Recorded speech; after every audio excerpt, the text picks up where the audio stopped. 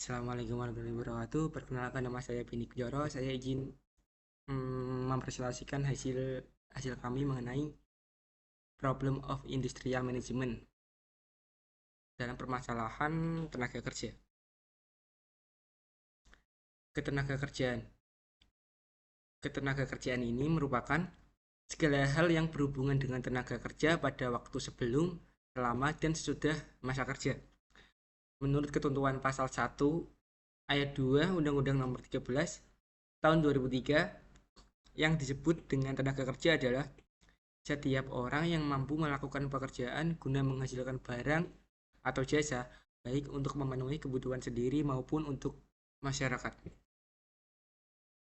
Masalah-masalah dalam ketenaga kerjaan: yang pertama, jumlah angkatan kerja yang tidak seimbang dengan kesempatan kerja. Jumlah penduduk Indonesia yang besar ditambah dengan tingginya laju pertumbuhan penduduk yang seharusnya menjadi pendorong peningkatan kegiatan ekonomi justru menjadi beban bagi pembangunan ekonomi, sehingga ini adalah penyebab utama pengangguran. Yang kedua, mutu tenaga kerja yang relatif rendah.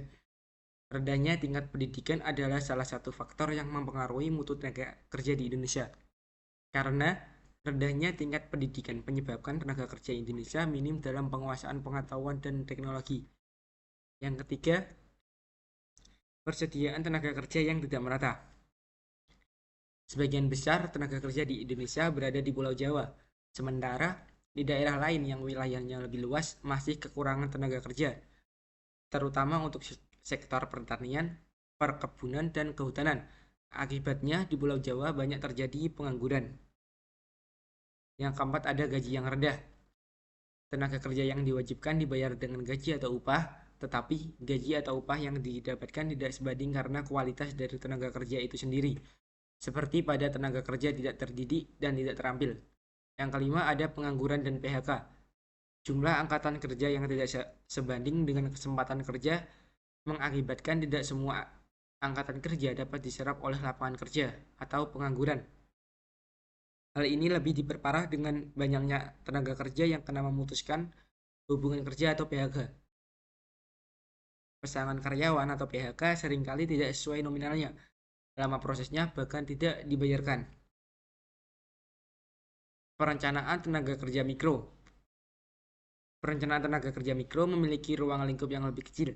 Ruang lingkup yang dimaksud di sini adalah hanya sebatas lingkup instansinya saja, baik itu pemerintah ataupun perusahaan swasta. Perencanaan tenaga kerja mikro adalah perencanaan ketenaga kerjaan yang sistematis dalam suatu instansi, pemerintah ataupun swasta, yang bertujuan dengan menggunakan tenaga kerja yang optimal dan produktif untuk mencapai kinerja yang lebih tinggi dalam instansi terkait. Usaha untuk mengatasi masalah ketenaga kerjaan. Yang pertama ada kebijakan pendidikan, yang kedua ada kebijakan lapangan kerja, dan yang ketiga ada kebijakan pengupahan. Kebijakan pendidikan sendiri melalui pendidikan dan juga latihan diharapkan bisa meningkatkan kemampuan tenaga kerja dengan baik dalam hal keterampilan, pengetahuan, dan juga sikap yang baik. Dalam hal kebijakan lapangan kerja, pemerintah harus membuka lapangan kerja sebanyak mungkin. Dan dalam kebijakan pengupahan, agar pekerja mendapatkan upah tidak terlalu rendah. Upah yang terlalu rendah bisa berakibat pada tingkat pendidikan, kesehatan, dan produktivitas dalam bekerja. Pembangunan tenaga kerja yang tujuannya ada memberdayakan dan mendayagunakan tenaga kerja secara optimal dan manusiawi, mewujudkan pemerataan kesempatan kerja dan penyediaan tenaga kerja yang sesuai dengan kebutuhan pembangunan nasional di daerah, ada memberikan pelindungan kepada tenaga kerja dalam mewujudkan kesejahteraan dan meningkatkan kesejahteraan tenaga kerja dalam keluarganya. Ini merupakan langkah membuat strategi tenaga kerja yang efisien. Yang pertama, menempatkan orang yang tepat di tempat yang tepat dan waktu yang tepat. Yang kedua, ada temukan alat yang tepat. Yang ketiga, ada menanggapi kebutuhan bisnis. Yang keempat, ada perkiraan yang lebih cerdas. Yang kelima, buat jadwal yang lebih baik. Yang keenam, berkomunikasi secara efisien.